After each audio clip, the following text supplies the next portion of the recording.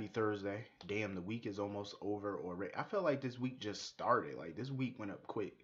But I hope all you're having a great day so far. Let me get into this damn episode because this was the most foolishest shit I ever seen in my life. I was happy for the outcome of the custody battle, but let me just talk about this. Nina. I can't stand Nina. And it's not because of Michelle Stafford, maybe, but I just don't like Nina. I'm going to tell you why. Because her whole conversation with Valentine before the hearing started, she basically tried to blame him for her insecurities. I just looked at her dumbfounded. I'm like, really? You were insecure way before Valentine met you. Valentine is paying the price for what Silas did to you 20 years ago when he cheated on you with Ava before you went in your coma.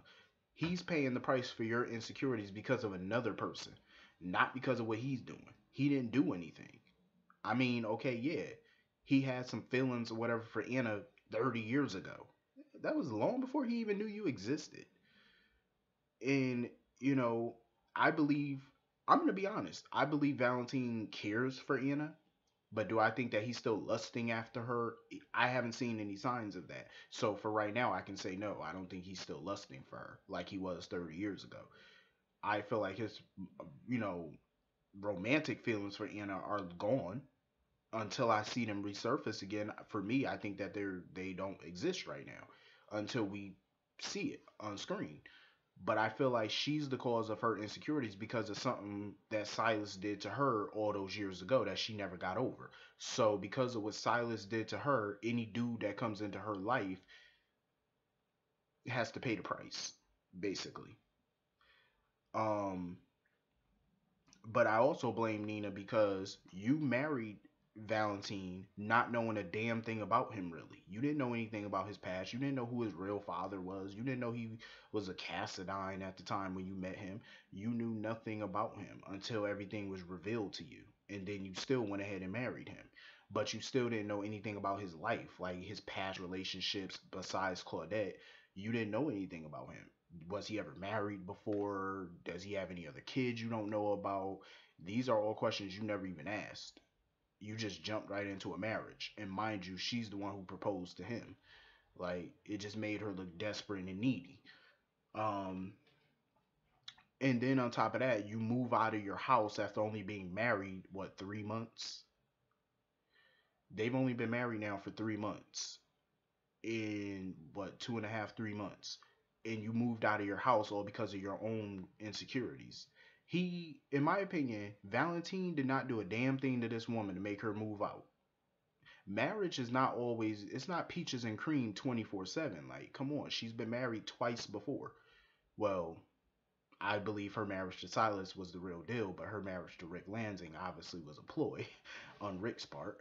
Um, but still, it's like marriage is not peaches and cream. Like seriously, you're gonna have your problems, and this is what I have a problem with Nina because she strikes me as the type to move out over any little thing. I mean, you moved out over some bullshit, which was basically your own fault. So you mean to tell me every time her and Valentine get into an argument, she's gonna pack her things and move out and move in with Maxie and Nathan every time?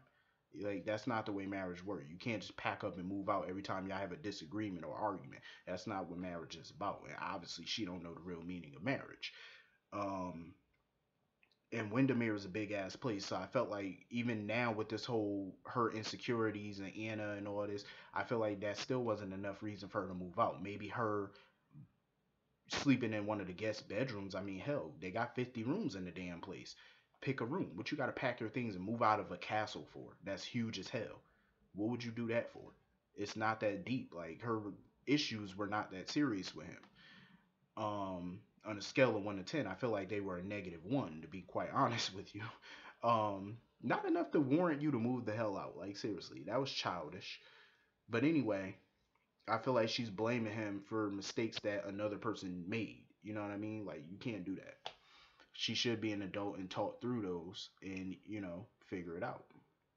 But I am happy that she stuck by his side in the custody case. Though I will commend her for that. At least she didn't, let her issues with Valentine mess with her relationship with Charlotte, and I like that. What the? I just want to say something real quick. Where is that place that Dante, Lulu, and Laura were eating at? Is that a new cafe or something that they were eating? Where the hell is Kelly's Diner? I know Elizabeth mentioned Kelly's Diner in the episode to Griffin, but where? What the fuck is going on with Kelly's Diner? Um, I hope they're not getting rid of that set, but I haven't seen Kelly's Diner in. I think it's been a year since I seen Kelly's Diner set. I mean, maybe I missed a couple episodes, but I haven't seen that set in ages. I can't even remember the last time I did see it. And that diner, Kelly's Diner, was such a staple on this show. Like it really was. Like General Hospital, of course, is the heart of the show, but damn, like Kelly's Diner was a close second, and they completely just abandoned it. Like, what the fuck is Frank Valentini thinking? Like, bring that set back. Find somebody to run it. Um, well, shit, Nell need a job. I mean, let's be real. Bobby is never gonna hire her, but just a thought. So anyway, Lulu.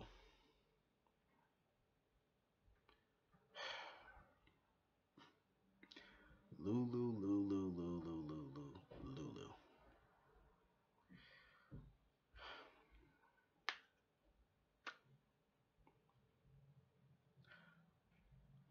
It's gonna take a long time. I'm sorry for the long pause, but it's like she just gave me a serious migraine today. It's gonna take a long time for me to like Lulu. It really is. And I'm going to be honest with you. In the beginning of this whole thing, when Valentine came back to town and she found out Charlotte was her daughter, I wanted to root for Lulu. I really did. I wanted her to win shared custody because I knew from the beginning getting full custody was going to be a crapshoot. I knew it. I was like, there's no way in hell she was going to get full custody. It's called being realistic. I mean, you got to look at the facts. You don't know this girl. I'm going to get to that in a minute, but I just want to talk about Dr. Maddox's assessment and his opinions that he gave the judge. I feel like I agree with Dr. Maddox 1,000% in what he said. I feel like that little girl has been through enough in the last few months. She has been lied to multiple times about who her dad was. Now she finds out that the woman who raised her or helped raise her is not even her biological mother. Then she finds out the woman died.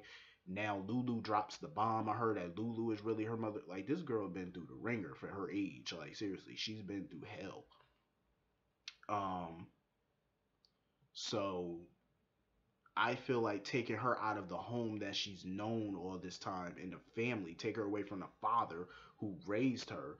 I feel like that'd be way too much for her. And to put her in a situation where and put her into a home with people she don't know.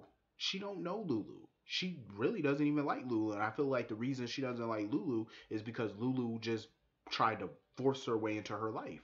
And that's not the way you go about things. And I've said this multiple times. It's not the way you go about it. I feel like Lulu from the beginning has went about this all wrong from day one. And this is why she lost. And I can tell you right now, I don't feel bad for Lulu. When she was sitting there crying, I don't feel bad for Lulu at all. I really don't. I don't feel bad for her. I just feel like she was stupid in this entire thing. She went about everything wrong. But let me just say this. Like I said, I agree with Dr. Maddox's assessment. Taking her out of her situation would be detrimental to the girl's state of mind. I think it would be. I mean, that girl could snap. Seriously. I think she could. She could have a mental breakdown. You just never know. All these different things going on in her life right now at such a young age. It could be too much for her mind. Um, and I feel like putting her with Lulu and Dante and Rocco and Laura, that's like putting her in foster care. I'm not even joking. I'm being funny. I'm not even being funny. I'm being for real. I feel like that's putting her in foster care because you're trying to put her in a home with people she don't know. That's what you do with people, with kids in the foster care system. That's what you do with those types of kids. You put them in homes with people they don't know. And I feel like that's what could have happened here. Putting her with Dante and Lulu. She don't know Lulu. She don't like Lulu. She don't know Dante. She don't know Rocco. She don't know Laura. She don't know these people. And by extension, she don't know Sunny. She don't know Carly. And she's going to be around those people. If she lived with Dante and Lulu, she would be around them. She don't know those people. Do I also agree with Dr. Maddox that Lulu should, as a biological mother, should be a part of. Charlotte's life. I do agree with that, but I agree with the assumption as well that with the assessment that she should have supervised visits because we all know Lulu don't like Valentine, and the last thing we need is for her to be bad mouthing Valentine to Charlotte. That and I feel like supervised visits is good, so that way they make sure stuff like that don't happen. Because you know Lulu's a vindictive, petty person, and you know she will. She'll sit there and say something negative about Valentine to Charlotte, trying to, you know what I mean? Like it just be a whole mess. And I hated the fact that Lulu stated that Valentine programmed Charlotte. How the hell did he program her? First of all, she's not a toy. You don't just put a microchip in her back and all of a sudden she does and says whatever you want. That's not how this works. He did not program her. It's the fact that he's been a constant in her life all through her young life.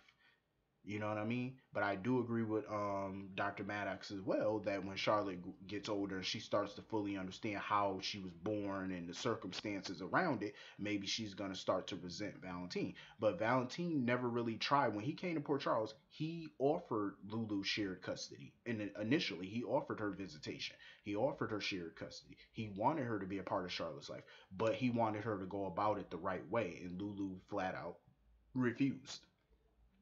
She wanted full custody, and I knew from right then and there, I knew from the beginning, you're not going to get full custody of a child that don't know you and don't like you because you're forcing yourself on her. That's where you went wrong, and I knew it. Everybody around Lulu was trying to be realistic. They were being honest with her about this. She's the one who had rose colored glasses on. She's the one who was living in a fairy tale world thinking that she was going to get full custody of a child that don't know her and don't like her. She thought she was going to get full custody basically because she had DNA on her side. DNA don't mean a damn thing. Even though Lulu didn't give birth to Charlotte, let me tell you this. I've watched a female dog give birth. That doesn't make it a mother. Just because you give birth to something, just because y'all share DNA, that does not make you a parent. There's plenty of people out here who give birth to kids, and let me tell you, when they due to circumstances that goes on in their young life, when they get older, they don't even view that person as their parent, even though they were around that person. It's due to circumstances. You got some parents that are on drugs, that are on this, that are on that. The kids, when they get older, they don't view you as a parent because you were not a parent. You were just the giver of life, basically. And that's what Lulu is right now, even though she didn't give birth. But still, you have DNA. That's it. You share DNA with the girl. That's it. You didn't take the time to really try to get to know her. You try to force her to like you, force her to like your husband. That's not going to work. That is not going to work. And I'm glad Lulu lost. Um, she tried to sit there and argue with Dr. Maddox, thinking that, telling Dr. Maddox, oh, how could you make that assertion, that assumption and assessment in the court, knowing Valentine's history. Let me tell you something, and this has been already explained by the judge herself. She does not give a damn about any illegal thing Valentine has done in the past. She doesn't care because he was never convicted of those crimes, so she does not give a damn. I don't blame her for that because this is family court. This isn't criminal court. Whatever Valentine did, he was not convicted of it. So she can't hold anything against him. All charges against him were dropped. So I feel like the court case was fair. I feel like Valentine played it fair. He didn't do anything underhanded. Um, Everything was above board, and I agree with the judge's decision on this. Everybody else, Laura, Lulu, Dante, they could be pissed about it all they want. Too bad. At least she has 6 months to get to know her daughter, and hopefully she does this thing the right way and tries a different approach. So you got 6 months until the next custody evaluation.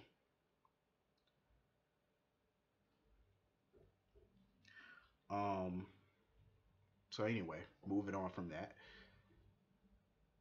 Um, what else happened? Franco. I spent like 15 minutes talking about the custody thing.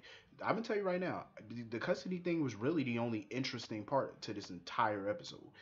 But anyway, I didn't care for Lulu and Griffin. We already know Griffin and Lulu. I mean, not Lulu, Elizabeth. Griffin and Elizabeth might end up hooking up. He's sick apparently. I don't really care. Alexis dropped by to see Sam, telling her about Julian, and Sam really doesn't give a damn because she feel like her mother's backsliding, making excuses for Julian. Um,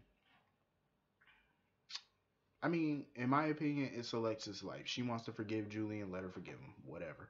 So she ended up deciding to go to go get the letter that Julian wrote for her. So she sat down at whatever cafe she was at, and she decided to read the letter. Elizabeth dropped by Sam's room to see her, and Sam said that Molly and Christina dropped by to see the baby. Writers. Why the hell did the writers write that off screen? Why didn't they show it on the show that Christina and Molly met up with Sam to see the baby? They should have actually showed that on the show instead of wasting people time with Liz and Griffin scenes. You know, the whole time they were showing Liz and Griffin, they could have been showing Christina and Molly. They could have substituted those scenes for Christina and Molly seeing the baby. Like, I'd rather see that than Griffin and Liz. I'm just saying. Um, they need to start showing more family, real family moments, not the fucking Corinthoses. I'm talking about real family moments. Don't nobody care about Sonny and Carly. I'm pissed that they coming back tomorrow, but anyway. Um, so she gave her basically a baby scrapbook. Elizabeth gave Sam a scrapbook for the baby to document all her, little milestones in life. I actually thought that was nice of Elizabeth. Even though it is old fashioned and dated, but I'm pretty sure people still do that though. So anyway, Franco stopped by to babysit Jake, and he's basically trying to do a little art therapy to get Jake to open up about his time on Cassadine Island. Jake is definitely hiding something about what happened on Cassadine Island, and I'm curious to know what it is. I'm pissed at the writers yet again because I feel like the writer should have told this story back in 2015 when he came back to the show, when Helena was actually alive. That's when they should have told this story, and they should have definitely told it between 2015 and the beginning of 2016. That was the time to tell it. Why tell this story 2 years later? It makes no sense. Cause now with Helena dead, how are you gonna? The only way you're gonna get answers is from Jake, and Jake obviously still ain't trying to talk. Maybe they should send him to a therapist and get him hypnotized or something. Do something to get him to talk. But I feel like this story should have been told a while ago, not now, but a while ago. But anyway, this episode was pretty good because of the custody hearing. The rest of it was blase blase. But anyway, I hope all you have a great day. See you all tomorrow.